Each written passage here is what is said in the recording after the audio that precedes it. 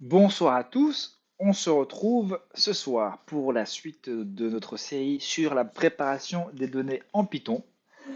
On s'était quitté la semaine dernière, hop, je retrouve mon curseur,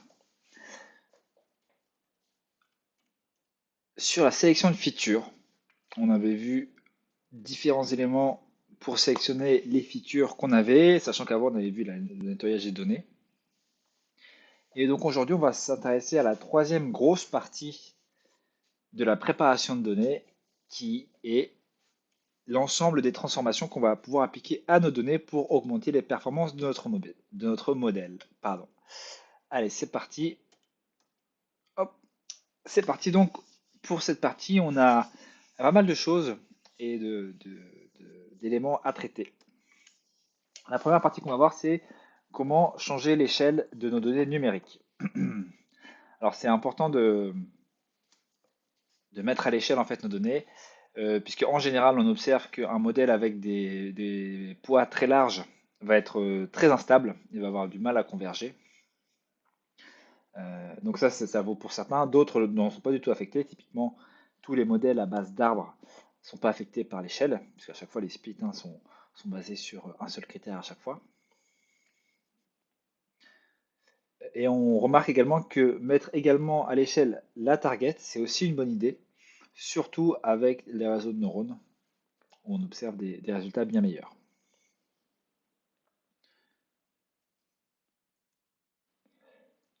Donc, ce que je disais, beaucoup d'algorithmes sont bien meilleurs quand les données sont mises à l'échelle, et les deux techniques les plus populaires, c'est la normalisation et la standardisation. Alors, dans la littérature, enfin en tout cas dans les articles de blog, je vois souvent l'un quand on parle de l'autre finalement, donc il y a beaucoup d'ambiguïté. On va voir ça ensuite pour lever toute cette ambiguïté. La normalisation, c'est qu'en fait on ramène tout ça à la même norme, c'est-à-dire entre 0 et 1. Et donc la formule, c'est on soustrait le minimum et on divise pardon, par l'écart entre le maximum et le minimum, ce qui nous ramène entre 0 et 1. Pour faire ça, dans scikit-learn, c'est extrêmement simple. On importe le module min-max-scaler, .fit.transform, et nos données sont mises à l'échelle. La standardisation, on va changer la distribution, on va mettre la moyenne à 0, donc nos données vont être centrées en 0, et on va mettre un écart type à 1. Pour faire ça, on assume que la distribution des données suit une distribution gaussienne. Bon, on se rend compte d'expérience que cette standardisation peut avoir des effets positifs, même si la distribution n'est pas parfaitement gaussienne. Donc pour ça, c'est très simple. La formule mathématique, c'est on soustrait la moyenne et on divise par l'écart type. Dans scikit-learn, c'est aussi simple que tout à l'heure. Standard scaler, .fit transform. Donc on va prendre un exemple. Donc là, on a un jeu de données sur des patients qui sont diabétiques. On prend un modèle qui va nous servir pour comparer ces différentes méthodes. On prend le KNN. Et par défaut, on a une accuracy pour prédire qu'un patient a le diabète ou pas de 0,717. On va voir si les différentes opérations qu'on va effectuer vont améliorer ce résultat. On voit au niveau des... Donc là, on a les différentes features. Le dernier graphique, ça représente les targets. Donc on a différentes distributions qui sont penchées vers la gauche, certaines qui semblent être plus ou moins normales. Et on va voir comment ça se comporte. Ce que je commence à faire tout d'abord, c'est donc je charge mes données. Ici, je prends mon X, je prends mon Y. Mon Y, je l'encode. J'applique mon min-max. Et ensuite, je le mets dans un pipeline avec mon KNN. Et je mets ça en cross-validation. Donc quand je fais ça, en utilisant le min-max, on voit que les données, du coup, elles sont bien rescalées toutes entre 0 et 1. Donc elles conservent toute la même distribution. Et on voit que l'accuracy a augmenté. On est passé à 739. Sur le standard scaler, on voit que les distributions sont légèrement modifiées, que c'est centré en 0, avec un écart type égal à 1. Et là, l'accuracy est encore meilleure, puisqu'elle est passée à 0, pardon, 741.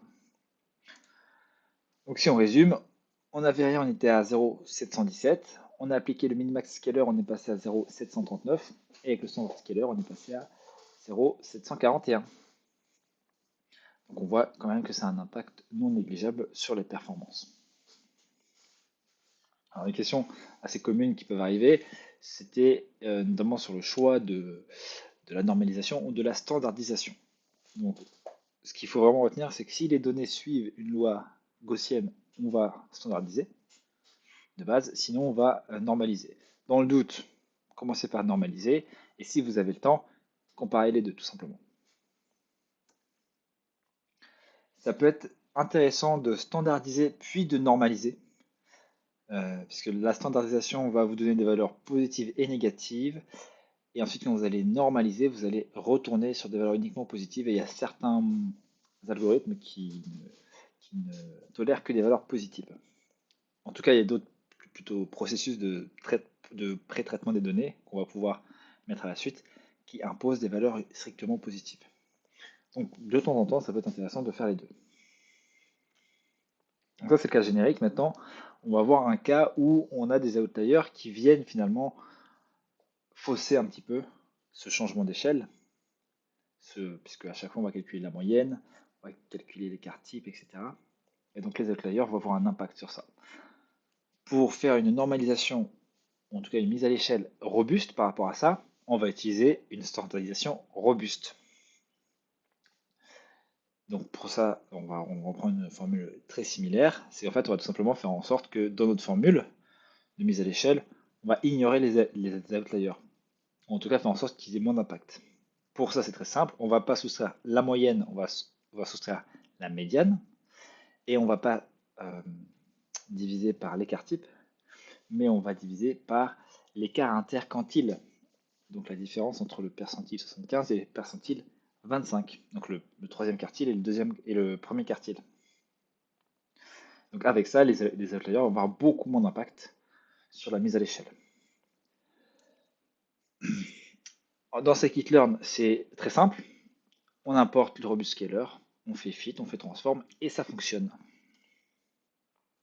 Donc là, on va jouer un petit peu sur les différentes valeurs, puisque donc là, la valeur de base, c'est effectivement la médiane et le troisième quartile, le premier quartile, mais on va pouvoir jouer en fait sur l'écart des quantiles qu'on va utiliser.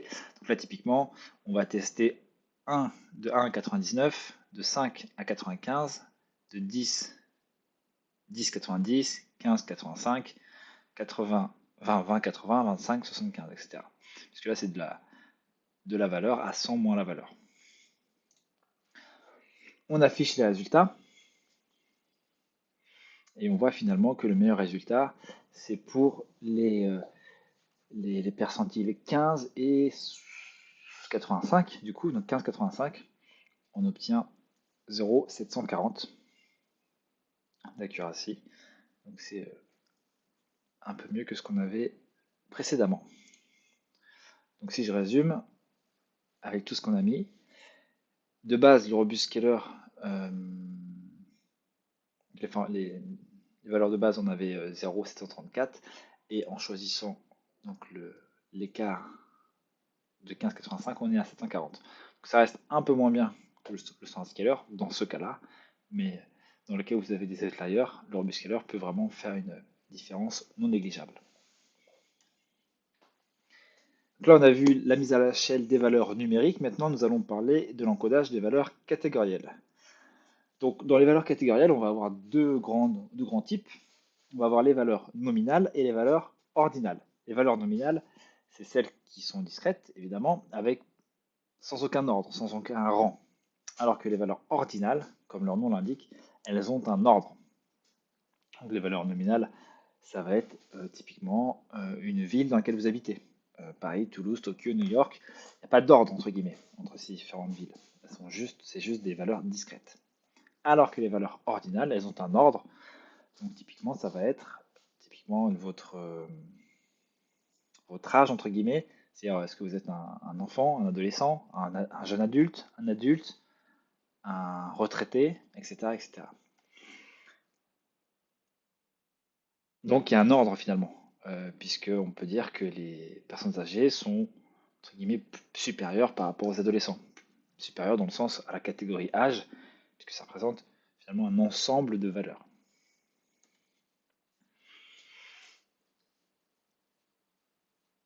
Pour traiter donc ces valeurs catégorielles, alors pour les arbres de décision, enfin pour les modèles pardon, à base d'arbres, on n'a pas besoin de les pré-traiter en théorie, puisque dans scikit-learn donc on a besoin de traiter des chiffres, donc il faut quand même les encoder.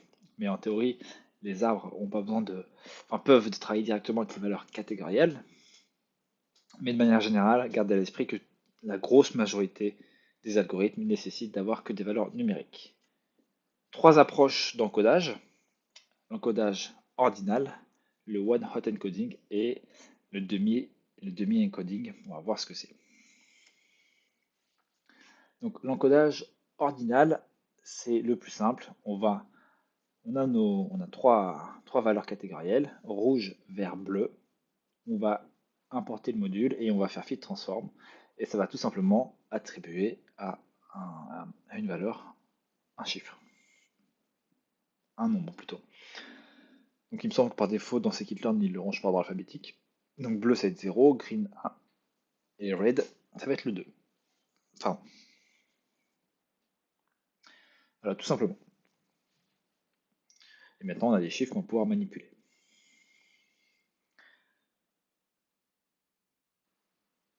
Donc ça, c'est intéressant quand il y a un ordre dans les différentes données.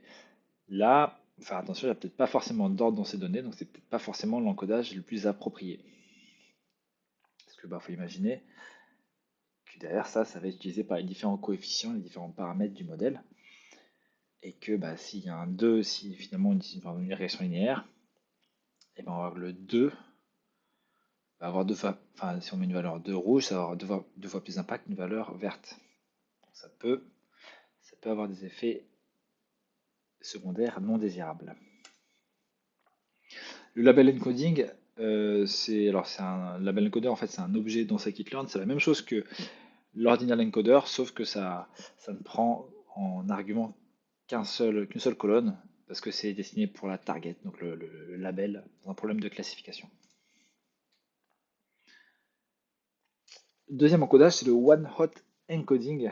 Donc ça, l'idée, c'est quand il n'y a pas de relation d'ordre ou de rang qui existe entre les valeurs. On importe one-hot encoder dans scikit-learn, fit transform, et en fait, ce qu'il vient faire, c'est qu'il vient créer une colonne booléenne à chaque fois. Donc il vient créer autant de colonnes qu'il y a de valeurs uniques. Donc là, il vient créer finalement trois colonnes. Ça veut dire, est-ce que c'est du bleu? La deuxième colonne, est-ce que c'est du vert? La troisième colonne, est-ce que c'est du rouge? Donc, on retrouve bien que la première ligne, est-ce que c'est du bleu? Non. Est-ce que c'est du vert? Non. Est-ce que c'est du rouge? Oui. Est-ce que, pour la deuxième ligne, est-ce que c'est du rouge? Non. Est-ce que c'est du vert? Oui. Est-ce que c'est du bleu? Oui. Etc. Donc, donc ça fonctionne bien. Attention, si vous avez beaucoup de valeurs uniques, ça va créer autant de colonnes. Donc faites attention aux dimensions de vos données.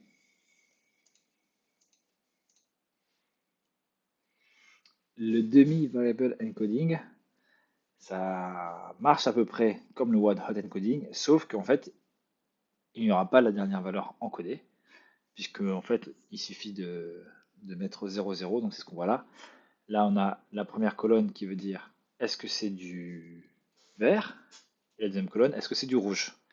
Et donc, la valeur bleue, finalement, il faut simplement dire que ce n'est ni du vert, ni du rouge.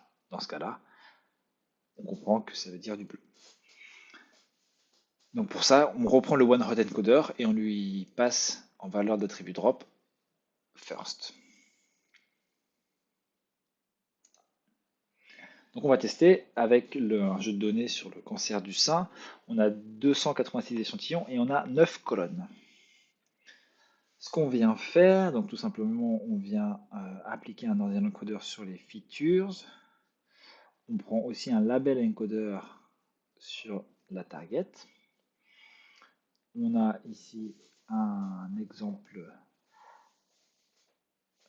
de nos données, de nos 5 premières lignes. On voit qu'on a 9 features qui ont été transformées, donc avec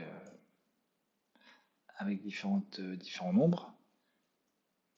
Ça, c'est l'ordinal encoder. On a une accuracy de 75,79.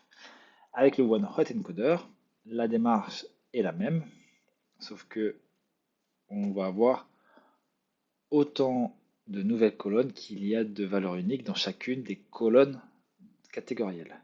Donc là, on a finalement 43 colonnes en tout. Donc ça donne ça sur les 5 premiers éléments, beaucoup plus illisible, et une accuracy qui est un peu moins bonne dans ce cas-là.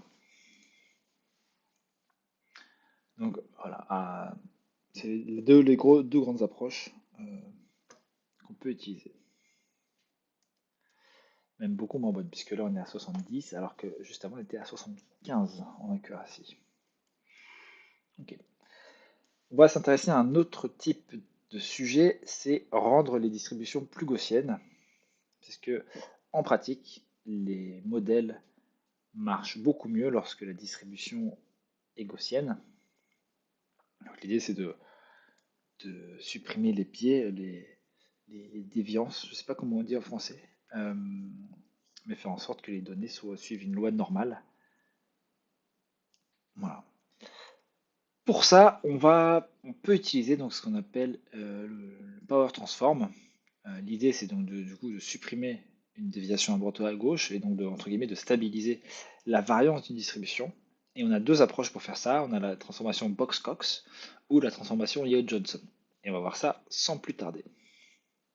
Donc la première, non, l'outil qu'on va utiliser plutôt dans scikit-learn, c'est donc Power Transform. C'est paramétré par un lambda, donc en fonction de la valeur, je ne rentre pas dans le détail, mais ça va vous appliquer différentes choses. Et pour l'appliquer, c'est simple, Power Transform, vous mettez la méthode. Vous pouvez également lui préciser si vous voulez standardiser les données ou pas en même temps. Et ensuite, fit transform. Donc là, on va prendre un exemple, on va prendre ces données-là, qui sont bien déviées sur la gauche. Pour appliquer donc la première méthode, donc la méthode Box-Cox, on suppose que les données sont strictement positives, enfin, il faut que les données soient strictement positives. Donc si besoin, il faut faire un min-max scaler avant pour les ramener entre 0 et 1, comme on l'a vu précédemment. Ensuite, on fait un fit transform.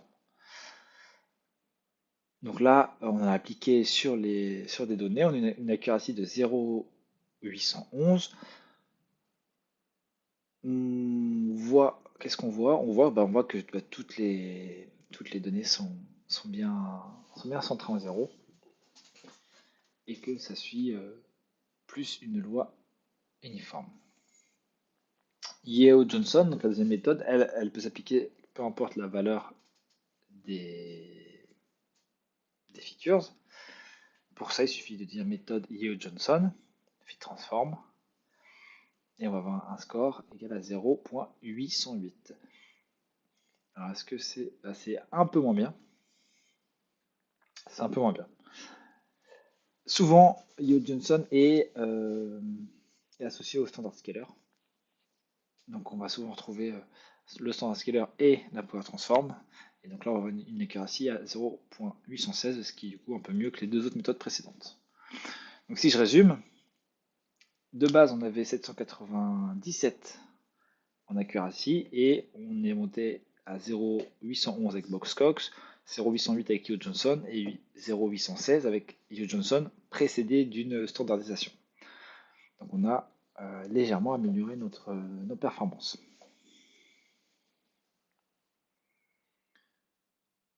Donc ça c'était effectivement dans le cas où vous avez une distribution qui est squeezée. Maintenant de manière générale, comment on fait pour changer la distribution des données? Donc c'est toujours le même principe, hein. Le but c'est de rendre une distribution gaussienne. Donc de ce qu'on a à gauche, faire en sorte que ça ressemble à quelque chose qu'on a à droite. Et donc on va toujours conserver le même exemple avec toutes ces features là. une accuracy de base à 0.797.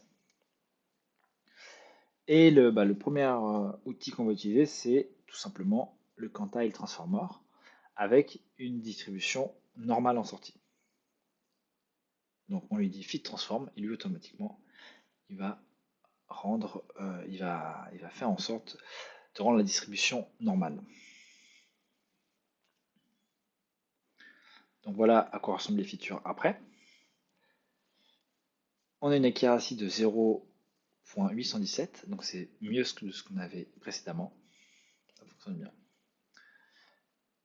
Une deuxième méthode, c'est avoir une distribution uniforme.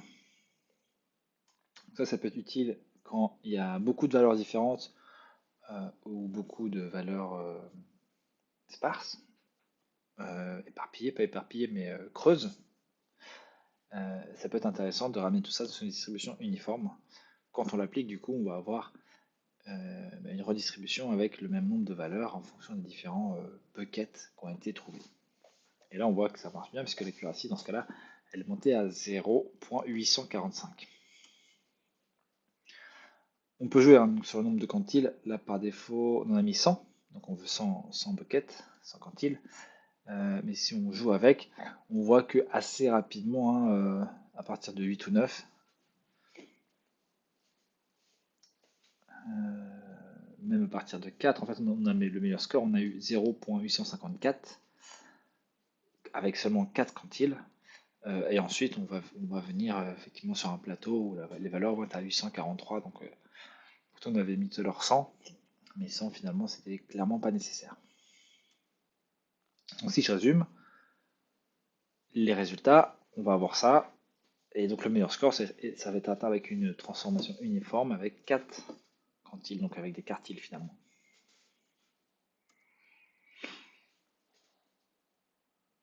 Maintenant, on va s'intéresser sur la transformation de valeurs numériques en valeurs discrètes. C'est ce qu'on appelle la discrétisation ou le binning. Tout simplement parce que finalement, certains algorithmes vont préférer cette forme-là et il n'y a pas besoin, entre guillemets, d'avoir autant de précision qu'une valeur continue et qu'une valeur discrète, quelquefois, va contenir suffisamment de sens pour que le modèle puisse faire une généralité. Et à l'inverse, si justement si on continue à avoir une valeur continue, il y aura entre guillemets trop de bruit, entre guillemets, plus trop de précision qui viendrait empêcher le modèle d'avoir un bon score. Donc là, ça va mapper une valeur numérique dans une valeur discrète. 3 techniques.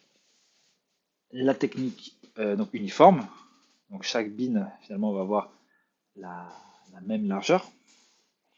Quantile, donc quantile, c'est-à-dire que chaque bin va avoir le même nombre de valeurs en se basant sur les pourcentiles. Et clustered, c'est-à-dire qu'on va d'abord on va lancer un k-means, un algorithme non supervisé, et en fonction du nombre de clusters qu'on aura déterminé, on va associer une valeur à la valeur du cluster.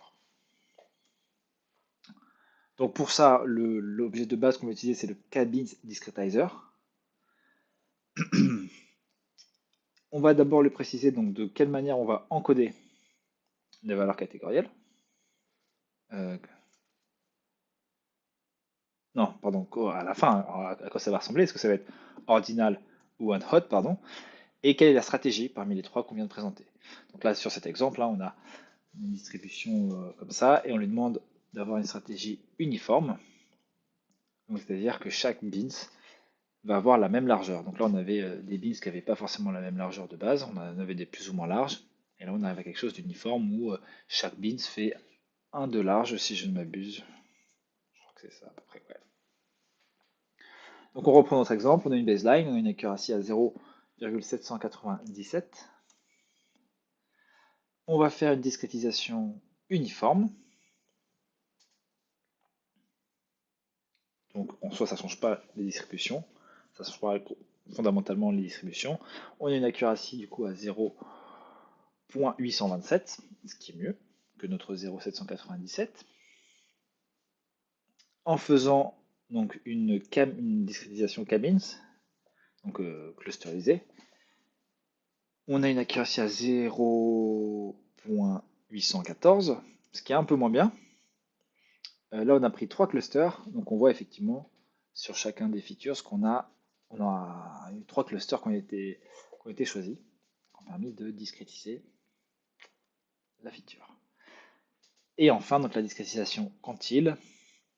Donc là, on va faire en sorte qu'il y ait le même nombre d'éléments par beans, par bucket, basé sur les pourcentiles. Donc là, on veut 10 buckets, on veut 10 beans. Et donc, on va avoir 10 beans avec les valeurs similaires.